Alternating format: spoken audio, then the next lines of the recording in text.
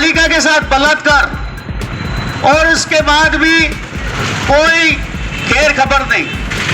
घोटाले पे घोटाला, घोटाले पे घोटाला, घटाटोप घोटाला। मुख्यमंत्री नालायकी से कहते थे विपक्ष का काम है हंगामा करना, और एक ऐसे भ्रष्टाचारियों की फौज तैयार हो गई। ऐसे भ्रष्टाचारियों की लाइन लगा दो जो आने वाले समय में हमें वोट देते रहे, चाहे वो भ्रष्ट पुलिस हो, चाहे वो भ्रष्ट ब्यूरोक्रेट्स हो, चाहे भ्रष्ट टीचर हो, चाहे भ्रष्ट पत्रकार हो। ये है डूंगरपुर नगर परिषद के सभापति अमृत कलासुआ, जिनको नेता, मंत्री और अफसरों के साथ साथ पत्रकार भी भ्रष्ट लगते हैं।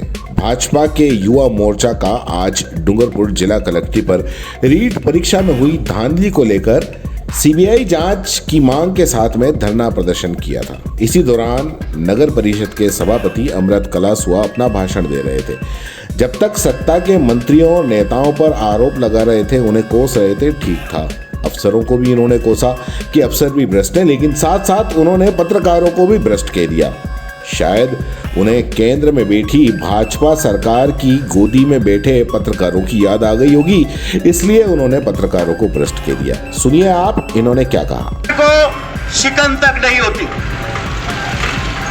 पूर्व में कई प्रकार के स्कैंडल हुए, इससे पहले बलात्कार को लेकर के हुए, गूंगी बेरी बालिका के साथ बलात्कार, और उसके बाद भी कोई खैर खबर नहीं।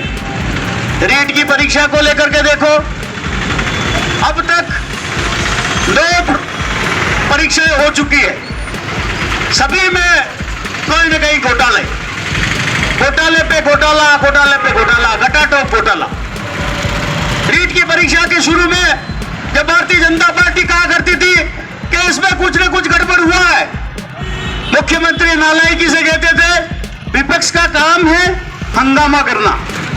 शिक्षा मंत्री डोटासरा कहता था सवाल ही नहीं, कुछ हुआ ही नहीं है। जब हुआ ही नहीं है तो अब ये 35 लोगों की गिरफ्तारी किया, तेरे सगे वाले हैं ये सब, कहां से आए ये लोग? एक सुनियोजित षड्यंत्र के तहत शिक्षा संकुल से पेपर चुराया गया, करोड़ों रुपए में बेचा गया, और जो लोग योग्य थे वो पीछे रह गए, और एक ऐसे भ्रष्टाचारियों की फौज तैयार हो गई। इस सरकार की मंशा है ऐसे भ्रष्टाचारियों की लाइन लगा दो जो आने वाले समय में हमें वोट देते रहे, चाहे वो भ्रष्ट पुलिस हो, चाहे वो भ्रष्ट ब्यूरोक्रेट्स हो, चाहे भ्रष्ट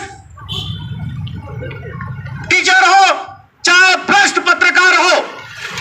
इन सबको एक ही है कि किसी भी तरह से यह भ्रष्टाचार आगे बढ़े और इतना बढ़े कि इसके अंदर अच्छाइयां सच्चाइयां सब छुप जाए। भाइयों, जिस दिन से हमारी भारतीय जनता पार्टी ने कहा था कि इसका निष्पक्ष जांच होनी चाहिए, नकारता रहे। एसओजी ने जब कहा कि यह हुआ है, पीडीडीपी जरादी को वहां से हटाना पड़ा। 35 लोग इसके अंदर से अभी दिख रहे हैं। क्या शर्म है तुम्हें थोड़ी बहुत भी?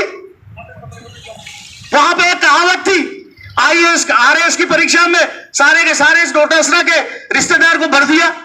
एक कहावत वहां चल रही थी, वो इनके भाषा में भी, अपने यहाँ पे भी आया था वर्षों पे, कि सोमवार को जब एक बालिका व्रत करने जाती है तो शिव जी से पूछती है, कहती है, प्रार्थना करती है कि चोखो दीजिए सासरो, घर वालों कैसे भी दे, पर सासरो दीजिए डोसासरो। तो ये डोसासरा ऐसा है नालायक जो